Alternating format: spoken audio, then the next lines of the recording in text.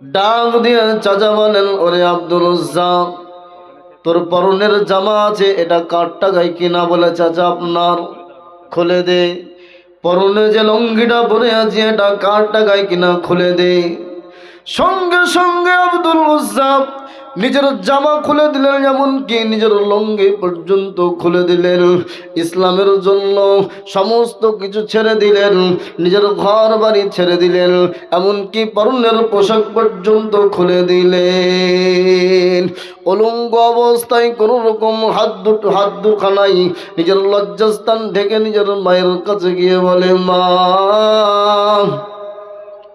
মা দরজাটা খুলে সঙ্গে সঙ্গে মাথাটা নিচু করে দেয়।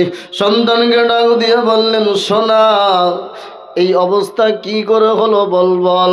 বলে, মা গো, আমি মোহাম্মদের প্রতি ইসলাম গ্রহণ করেছি, কলমা পড়েছি। আজকে দিনের কারণে চাচা আমার সমস্ত ব্যবসা বাণিজ্য কেড়ে নিল, এমনকি মা আমার নিজের পরনের পোশাক পর্যন্ত খুলে নিল। ওগো মা,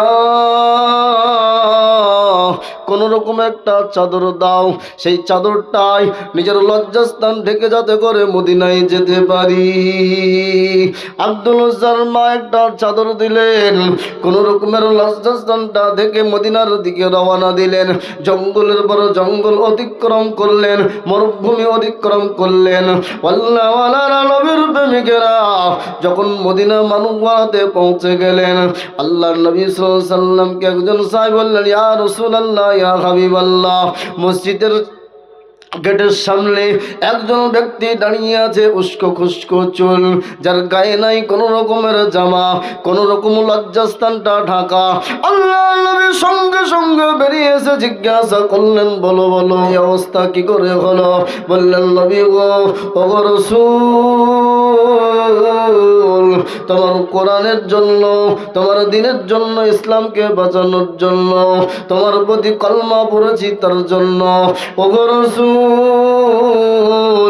আমার চাচা সব কেড়ে নিয়েছে, এমনকি নবী গো পরনের লুঙ্গি পর্যন্ত খুলে নিয়েছে।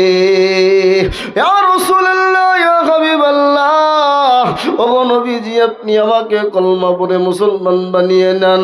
আল্লাহর নবী কলমা পড়ে মুসলমান বানিয়ে নিলেন, আর ঘোষণা করে দিলেন, ওরে আব্দুল উজ্জা, আজ থেকে তোর নাম আব্দুল উজ্জা নয়, আজ থেকে তোর নাম হলো আব্দুল্লাহ।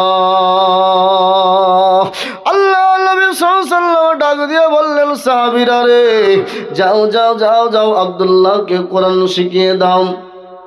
আব্দুল্লাহকে যখন কোরআন শিখিয়ে দেওয়া হলো, আব্দুল্লাহ মসজিদের ভিতরে এত জোরে জোরে কোরআন পড়ে দরদি সাহাবাই কেরামগণ শিকায়েত নিয়ে এসেছেন, ইয়া রাসূলুল্লাহ, ইয়া হাবিবাল্লাহ, আব্দুল্লাহ এত জোরে কোরআন পড়ে গো নবী, আমাদের নফল নামাজ পড়তে ডিস্টার্ব হয়ে যায়, আমাদের তাসবিহ তাহলিল করতে ডিস্টার্ব হয়ে যায়। আল্লাহ নবী ডাক দিয়ে বললেন, সাহাবীরা রে, আজ তোমরা আব্দুল উজ্জাকে নিষেধ করো না, বারণ করো না, কারণ সে অনেক কষ্টের বিনিময়ে ইসলাম গ্রহণ করেছে। আব্দুল্লাহ ইসলামের জন্য, কোরআনের জন্য সমস্ত জমি জায়গা ছেড়ে দিয়েছে, বাড়ি ছেড়ে দিয়েছে, গাড়ি ছেড়ে দিয়েছে, এমনকি নিজের পরনের পোশাক পর্যন্ত ছেড়ে দিয়েছে।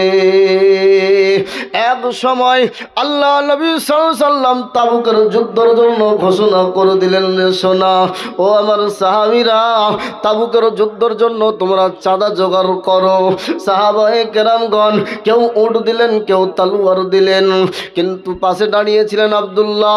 আল্লাহ নবী ডাক দিয়ে বললেন, ইয়া রাসূলুল্লাহ, ইয়া হাবিবাল্লাহ, আমি এত হতভাগা, আমি এত হতভাগা, এই তাবুকের যুদ্ধের জন্য চাঁদা দিতে পারলাম না।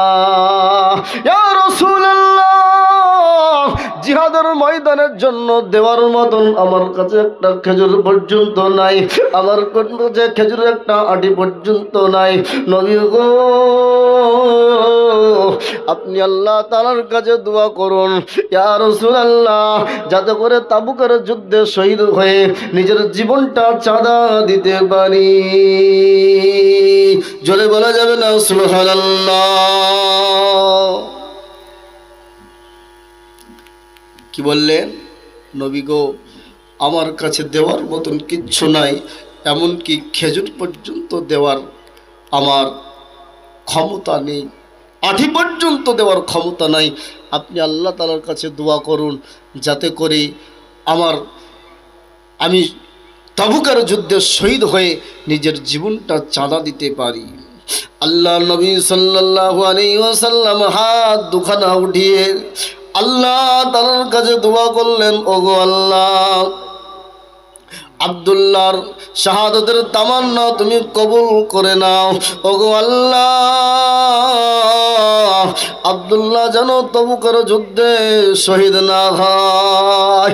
আব্দুল্লাহ ডেকে বললেন, ইয়া রাসূলুল্লাহ, ইয়া হাবিবাল্লাহ, ওগো নবীজি, আপনি উল্টা দোয়া করলেন কেন গো নবী?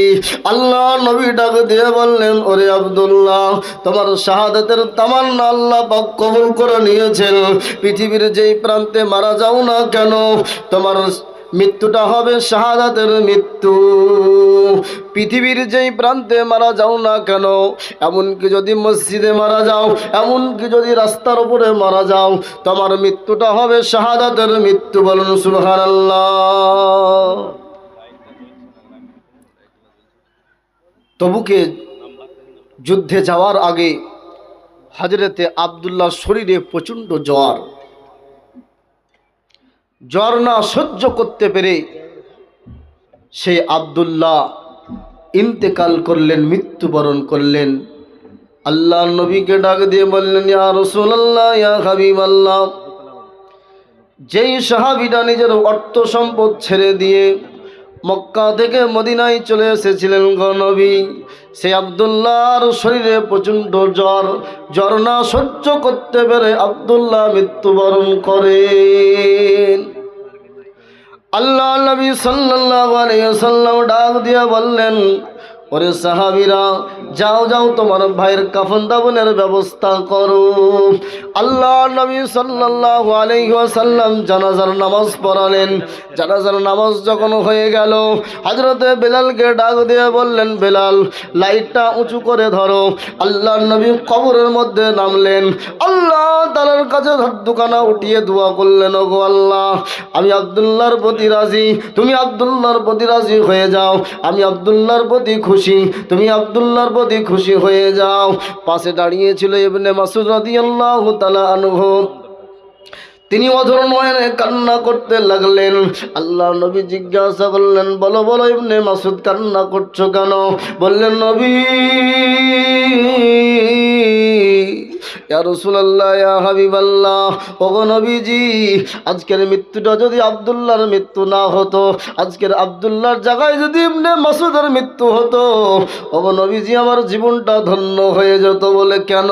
বলে, ইয়া রাসূলুল্লাহ, ইয়া হাবিবাল্লাহ, আমি যদি আব্দুল্লাহর জায়গায় মৃত্যুবরণ করতাম, ওগো নবী, আপনি আমার জানাজার নামাজ পড়াতেন। ওগো নবী, আপনি আমার কবরস্থানে নামতেন, আর একবার যদি বলতেন, আল্লাহ, আমি ইবনে মাসউদের প্রতি রাজি, তুমি ইবনে মাসউদের প্রতি রাজি হয়ে যাও। আমি ইবনে মাসউদের প্রতি খুশি, তুমি ইবনে মাসউদের প্রতি খুশি হয়ে যাও। ওগো আল্লাহ, আমার জীবনটা ধন্য হয়ে যেত।